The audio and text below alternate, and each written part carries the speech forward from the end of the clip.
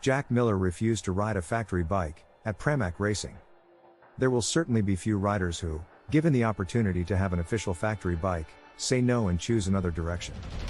There will be even fewer who, like Jack Miller, have twice as many chances, opting for another factory bike.